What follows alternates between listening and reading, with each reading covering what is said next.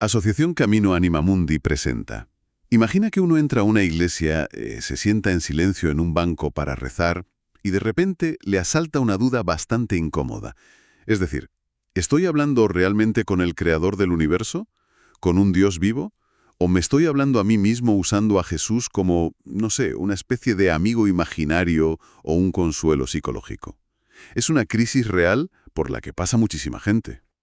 Es una crisis profundísima. Y de hecho, es uno de los grandes síntomas de nuestra época. Exacto. Por eso lo que vamos a desgranar hoy en esta exploración toca el núcleo mismo de la fe. Porque parece que muchos creyentes acaban atrapados en una aparente contradicción, ¿no? Sí, una dicotomía que hace mucho daño, la verdad. A ver, por un lado tenemos la lectura mítica, arquetípica y simbólica de la Biblia. Esa que nos fascina porque habla de estructuras cósmicas y verdades universales súper profundas. Y por otro lado, tenemos la devoción de toda la vida, la oración personal, cálida, de tú a tú con Cristo y con María.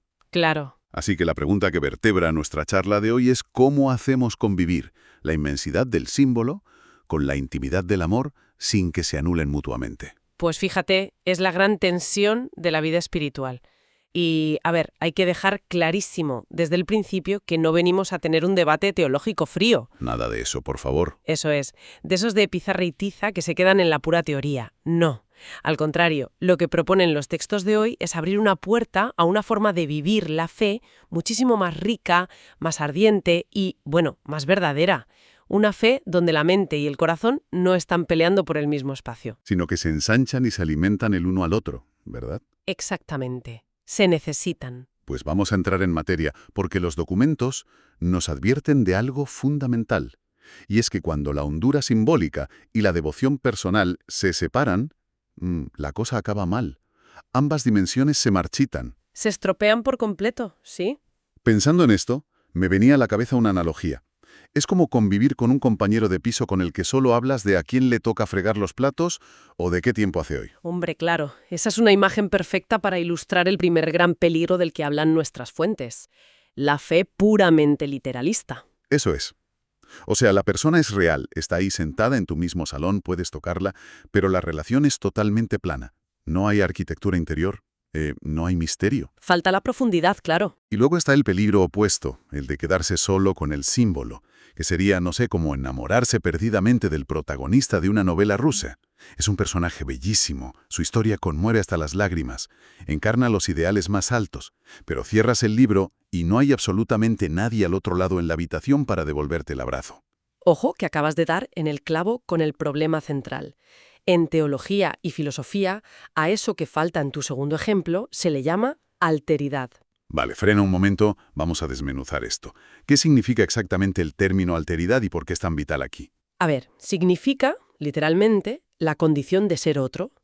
Es la realidad contundente de que frente a ti hay un otro, distinto a ti, con mayúsculas. Una voluntad externa, alguien que te escucha y te puede responder. No un mero eco de tu propia voz. Exacto, no es tu propio eco. Cuando caemos en ese segundo error, el de la lectura puramente simbólica, corremos el riesgo de que la fe colapse en antropología. Es decir, que reducimos a Dios a un simple fenómeno de la mente humana. Totalmente. Y bueno, ocurre mucho hoy en día con ciertas corrientes psicológicas o de la nueva era. Cristo pasa a ser entendido única y exclusivamente como un proceso de transformación interior, María se convierte en un arquetipo del principio femenino en el inconsciente, y la cruz pues se reduce a una bonita metáfora sobre cómo integrar nuestro sufrimiento. Ya se psicologiza todo. Eso es. Y aquí hay una realidad demoledora que subraya el texto. Cuando pasa esto, la adoración desaparece por completo. Ya no hay oración verdadera. Claro, porque uno se queda atrapado en su propia psique, ¿no? Nos estamos hablando a nosotros mismos, usando ropajes antiguos. Es un monólogo. Es un ejercicio intelectual bellísimo, pero radicalmente solitario. No hay nadie a quien adorar. Te quedas sin el tú. Pero no olvidemos el primer peligro, el del literalismo. A ver, este error nace casi siempre del miedo. ¿Del miedo a qué, exactamente? Pues al miedo moderno. En nuestro mundo, que está obsesionado con lo científico y lo verificable, pensamos que si un relato tiene elementos míticos, entonces es mentira. Ah, claro, como si mito fuera sinónimo de falsedad. Efectivamente. Así que nos aferramos a los datos históricos con uñas y dientes por miedo a perder la realidad de Dios. ¿Y cuál es el coste de ese miedo para quien lo vive? Que reducimos a Jesús a un simple maestro de moral que vivió en Galilea o a una figura puramente sentimental al que se acude para que nos quite la ansiedad. La Biblia se convierte en un catálogo de hechos históricos o en un manual de reglas, pero queda completamente desprovista de sus infinitas capas de significado. Ya veo. La relación existe, es segura, pero tiene muy poco calado. Eso es, le falta hondura. Es decir, la madurez cristiana nos pide caminar por el filo de la navaja, mantener la máxima densidad simbólica y mítica unida a la máxima alteridad personal. Las dos cosas a la vez, sí. No podemos sacrificar la poesía cósmica para salvar a la persona, ni sacrificar a la persona para quedarnos con una poesía cósmica. Esa es la paradoja esencial de la encarnación cristiana. Hay que sostener ambas realidades a la vez con toda su tensión. Pero a ver, si decimos que esto aplica a Cristo, aquí es donde la cosa se pone peliaguda. A ver, dispara. El texto utiliza sin tapujos términos como leer a Jesús en clave de mito o como un héroe mítico. Y claro, a cualquiera que nos escuche le pueden saltar todas las alarmas. Suena que lo estamos poniendo en la misma estantería de la biblioteca que a Hércules, a Thor o a Gilgamesh. No es un terreno peligrosísimo para la fe. Suena a herejía total, ¿verdad? Es una reacción muy comprensible y, te diría, muy sana. Pero la clave aquí es entender cómo se usa la palabra mito en su sentido más profundo y noble. Vale, acláranos eso. No estamos hablando de un cuento de hadas, ni de una mentira piadosa, ni de una simple ficción literaria antigua. Hablar de mito en este contexto significa reconocer que en la figura de Cristo se concentran y culminan de forma perfecta todas las grandes estructuras del relato sagrado que el ser humano ha intuido desde el principio de los tiempos. Ah, ¿te refieres a esas narrativas profundas que encontramos calcadas en casi todas las culturas antiguas? El héroe que desciende a la oscuridad, que libra un combate a muerte, que se sacrifica por los suyos y que vuelve victorioso de las sombras. Justo eso. La tentación en el desierto, la fidelidad absoluta, la entrega de la propia vida, el descenso a los abismos, la victoria sobre las potencias oscuras y el retorno glorioso que inaugura un mundo nuevo. Esa es la estructura mítica universal. Madre mía, visto así es enorme. ¿Lo es? El ser humano lleva milenios soñando con esa historia e intuyendo que el universo debía funcionar así. Pero, y aquí viene el giro que hace saltar todo por los aires, aquí radica el verdadero escándalo del cristianismo. Cuéntame porque esto es fascinante. El escándalo no es que el cristianismo posea un mito que se parezca a los relatos paganos. El escándalo monumental es que ese mito universal no se quedó flotando en el mundo de las ideas. El logos, la razón última y el sentido que sostiene el cosmos, se hizo carne material. ¿Se encarnó? Exacto. La estructura inmensa bajó al barro de la historia concreta en el siglo I, en un lugar geográfico que puedes visitar, y en una persona que sangraba, comía y lloraba. ¡Wow! O sea, es como si la melodía universal que toda la humanidad llevaba milenios tarareando en la oscuridad, de repente fuera tocada por un instrumento físico, real y tangible en medio de la plaza del pueblo. El mito no deja de ser mito, pero se hace historia. ¡Qué buena imagen! Esa es la conjunción que lo cambia absolutamente todo. Y fíjate en cómo esto transforma la vida de oración en el día a día. Lejos de enfriar la relación, comprender esto hace a Cristo infinitamente más digno de amor. Pero ¿cómo funciona eso en la práctica? Porque, a ver, podría parecer que tanta filosofía, tanto concepto de logos, nos aleja de la devoción sencilla de arrodillarse a rezar. Pues fíjate que es todo lo contrario.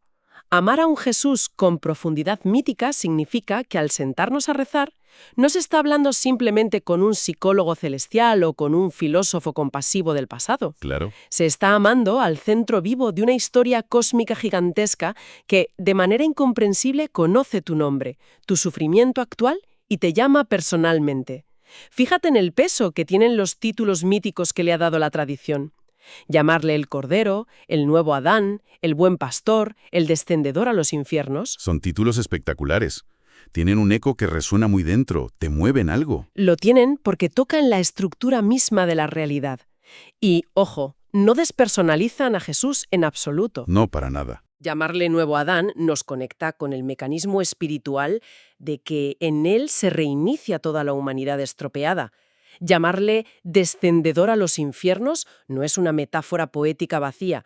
Significa que si un martes por la tarde alguien está sumido en la depresión más absoluta, en su propio infierno personal, hay un Dios que tiene la costumbre de bajar hasta el fondo de los abismos para rescatar a los suyos. Totalmente.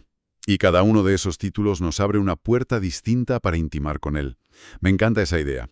Cuanto más hondo y mítico se vuelve el símbolo de Cristo, más intensamente puede ser amado de tú a tú. Descubrimos que es el Logos que sostiene las galaxias, pero que a la vez se sienta a tu lado y te dice, sígueme. Exacto. El Cristo de la máxima profundidad simbólica es simultáneamente el Cristo del máximo trato personal. Pero claro, si decimos que esta integración maravillosa aplica a Cristo, la mente se va de forma irremediable a la otra gran figura de la devoción cristiana, a María. Claro, es inevitable. ¿Qué pasa con ella? Porque a veces da la triste sensación de que la devoción mariana corre el riesgo de volverse puramente utilitaria, como si fuera una especie de gestora celestial con influencias. Se le rezan unas oraciones para que, ella vaya y consiga un favor del jefe supremo. Sí, es una visión muy empobrecida, la verdad. Y los textos son muy claros al señalar que esa reducción es propia de una fe estrecha y casi supersticiosa. Como de ventanilla de reclamaciones, ¿no? Exacto. Y cuando vemos a María solo como una figura funcional para conseguir favores terrenales, pues nos estamos perdiendo una inmensidad simbólica verdaderamente abismal. ¿Y cuál es esa inmensidad? ¿Cómo se la lee desde esta profundidad sin perderla como madre? Si hacemos una lectura con hondura, María no es solo un dato biológico en la historia de la salvación. Aparece en las Escrituras como la tierra receptiva originaria, la nueva Eva, la nueva arca de la alianza que contiene a Dios, Sión personificada. Es la Sofía obediente. A ver, explícanos esto de la Sofía obediente y de Sión personificada, porque suena grandioso, pero quizá un poco abstracto para el que no esté familiarizado con la teología. Sí, a ver, Sión personificada significa que ella es la encarnación física de todo el pueblo de Israel, que ha estado esperando durante siglos la llegada de Dios. Ella es la humanidad entera en su punto máximo de apertura y receptividad. O sea, representa a todos nosotros en ese momento. Eso es. Cuando ella dice, hágase en mí, es toda la creación aceptando por fin que el Logos habite en ella. Representa la obediencia fecunda de la criatura frente al Creador. Surge una duda razonable. Al llenarla de todos estos títulos tan inmensos, tan teológicos, ¿no la estamos alejando? ¿No la convertimos en un concepto tan elevado que deja de ser una madre a la que se le pueden llorar las penas? Es una prevención natural, desde luego, pero la dinámica espiritual funciona justo al revés. Esta profundidad cósmica no destruye su realidad personal, sino que la hace infinitamente más habitable. Hay una analogía en los documentos que ilustra esto de una forma deslumbrante. Escuchándote antes, ya me iba imaginando por dónde ibas. La analogía de la madre terrenal. Esa misma. Pensemos en una madre terrenal cualquiera. Una madre es una mujer muy concreta, de carne y hueso, con su nombre, sus gustos, sus defectos y su biografía particular. Pero para su hijo pequeño, esa mujer no es solo un conjunto de datos históricos. Claro, para un niño su madre es todo. Para ese niño, su madre es un símbolo absoluto e inmenso. Ella es el origen del mundo, es el hogar, es el calor, es el refugio contra los monstruos de la noche. Es la encarnación misma de la ley del amor incondicional. Es tremendo verlo así, la verdad. Es muchísimo más que un individuo aislado, pero sin dejar ni un segundo de ser ese individuo al que el niño puede abrazar cuando se cae. Exacto. Pues si eso ocurre a nivel humano con nuestras propias madres, imagina la escala con María. Ella es un ícono viviente de la humanidad fiel. Y precisamente por portar toda esa carga simbólica y transhistórica, la relación devocional con ella no se diluye en una idea abstracta, sino que se vuelve muchísimo más poderosa y amorosa. Claro, amas a una persona real, pero sabiendo que su realidad contiene el misterio de la tierra acogiendo al cielo. El símbolo no borra el rostro, lo ilumina por dentro. Lo transfigura. María es ambas cosas integradas sin fisuras. Es alguien real y cercana a quien le pides intercesión cuando no sabes qué hacer con tu vida y a la vez el gran molde cósmico de la obediencia que trae a Dios al mundo. ¡Qué maravilla!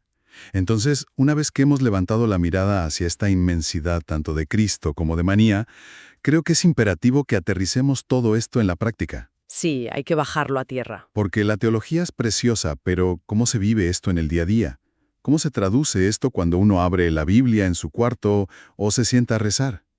Y aquí es donde las fuentes nos presentan el camino propuesto por Anima Mundi, un método que va del símbolo a la invocación.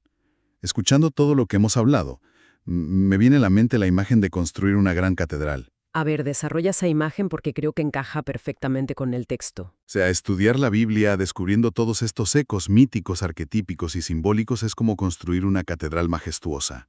Levantas pilares gigantescos de tipología bíblica, abres bóvedas inmensas conectando el Antiguo y el Nuevo Testamento, pones vidrieras de colores con todos estos arquetipos. Es un trabajo intelectual y espiritual deslumbrante. Desde luego. Pero la verdadera madurez consiste en que no te puedes quedar fuera de la catedral, sacándole fotos a la fachada, admirando lo bien construida que está. Tienes que entrar, oler el incienso, arrodillarte en la piedra fría y ponerte a rezar dentro de ella. Es una imagen que ilustra magistralmente los dos movimientos vitales que plantea el documento. Es una secuencia que no se puede romper. El primer movimiento es, como dices, construir la catedral. Consiste en acercarse al relato bíblico asumiendo toda su densidad mítica y alegórica. No leerlo como una noticia de periódico, sino desplegar sus ecos. Dejar que te impacte. Como dicen los textos maravillosamente, dejar que la grandeza de la historia te hiera. Contemplar la inmensa arquitectura del alma que esconde cada pasaje. Pero claro, si nos quedamos ahí, somos simples turistas intelectuales, como una cámara de fotos. Exactamente. Estaríamos haciendo un ejercicio de erudición estéril. Y aquí entra el segundo movimiento, que es el puente hacia la transformación real. Pasar de la hermenéutica al trato personal. O sea, pasar de la mente al corazón, de la tercera persona a la segunda persona. Pasar de decir, fíjate qué interesante, este personaje significa tal cosa, a decir, Señor, háblame aquí y ahora a través de esto. Si el despliegue del símbolo no desemboca en una conversación íntima y en una súplica, la práctica está coja y se queda en mero esteticismo. Se queda vacía. El texto nos regala un ejemplo muy iluminador con la figura bíblica de Ruth, la extranjera moabita que va a recoger espigas a los campos de Boaz. Un relato precioso, por cierto. ¿Lo es? Pues bien, uno puede estar estudiando el libro de Ruth y hacer un análisis teológico brillante. Puede concluir, fíjate qué maravilla, Ruth prefigura la receptividad de María, o simboliza a la Iglesia recogiendo los frutos de la salvación, o es el arquetipo del alma gentil que es acogida por la gracia inmerecida de Dios. Todo eso es profundamente cierto y bello. Pero si cierras la Biblia ahí, te falta lo esencial. Te falta todo. El ejercicio está incompleto si esa comprensión intelectual no cristaliza en una invocación viva, encarnada en los problemas de hoy. El paso necesario es transformar el asombro en oración. Decir, por ejemplo, Señor, concédeme la gracia de saber espigar en los campos áridos de mi propia vida. Qué bonito eso. O dirigirse a la Virgen diciendo, María, enséñame esa misma humildad agradecida de Ruth, la de quien se sabe mirada con amor. Haz que mi sensación de ser un extranjero en este mundo no me cierre a la providencia. Fíjate cómo al hacer este ejercicio, la lectura mítica no aleja la devoción, sino que le inyecta un vocabulario espiritual infinitamente más rico y poderoso. Ya no se reza con frases hechas, se reza montado sobre la fuerza de milenios de historia sagrada. Esto crea lo que el texto llama una purificación mutua, un equilibrio vital fascinante. Es una simbiosis que salva la fe de sus dos peores enemigos. Por un lado, el símbolo y el mito purifican la devoción. Le dan espesor, la salvan del sentimentalismo barato, de reducir a Jesús a un amiguito invisible. Ya, de infantilizarlo todo. Exacto. Y la salvan del moralismo aburrido, recordándonos que estamos inmersos en un drama cósmico de redención. Y en la otra dirección, la devoción purifica al mito. Le da calor humano, le pone un rostro, exige amor y obediencia. Lo salva de ese gnosticismo blando, de esa soberbia intelectual que hace creer que la salvación consiste en ser muy listos y comprender estructuras mentales complejas. Sí, esa soberbia hermenéutica. Nos recuerda que al final del día no estamos analizando una obra de literatura universal, sino respondiendo a una presencia viva que nos está mirando. Resumen, el símbolo verdadero debe desembocar siempre en oración, y la oración verdadera debe dejarse ensanchar continuamente por el símbolo. Devoción simbólicamente ensanchada o mito personalmente habitado. Es una síntesis que, sinceramente, nos deja sin excusas para vivir una fe plana o rutinaria. Y bueno, acercándonos ya al final de este análisis a fondo, creo que es vital recoger las poderosas preguntas que esta visión deja abiertas para todos los que caminan en la fe. Sí, son fundamentales. No son preguntas para responder rápido, sino para llevárselas puestas y dejar que resuenen por dentro durante días. Funcionan como un escáner, ¿verdad? Exacto. Funcionan como un escáner de la propia vida espiritual. Nos interpelan directamente. Se está amando a Cristo de una forma demasiado estrecha, encogiéndolo a la medida de nuestra comodidad, sin dejar que la inmensidad de su misterio nos ensanche de verdad el alma. O cuidado con la trampa opuesta. Se le está interpretando tanto, dándole tantas vueltas teológicas y psicológicas, que ya casi no hay momentos de sentarse en silencio a hablar con él de tú a tú. Y sobre nuestra propia práctica diaria, nuestra devoción a María está viva, llena de imágenes que nos transforman y nos retan, o se ha vuelto una mera repetición mecánica de palabras que ya no nos dicen nada. En definitiva, es una invitación a mirar hacia nuestro interior y comprobar si el enorme edificio de nuestros símbolos se está encendiendo realmente con el fuego del amor. Porque una catedral inmensa, por perfecta que sea su arquitectura, si no tiene el fuego de una vela encendida y un corazón rezando dentro, se queda a oscuras y fría. Es el gran desafío de la madurez cristiana, sin duda. Un camino fascinante que integra, sin miedo, la hondura del abismo cósmico con la cercanía del susurro más personal. Y es importante recordar que esta integración de profundidad y amor es un sendero que no tenemos por qué recorrer en solitario. Para nada, es un camino que se hace en compañía. Es un recorrido donde se aprende, paso a paso, a desplegar la riqueza de la escena bíblica para luego, con valentía, entrar de lleno en la relación personal. Si en quien nos escucha asoma el deseo de dar un paso más en esta dirección, de aprender a unir el mito y la devoción en su día a día de forma práctica y real, la invitación está abierta a ponerse en contacto a través del correo quiero@animamundi.org.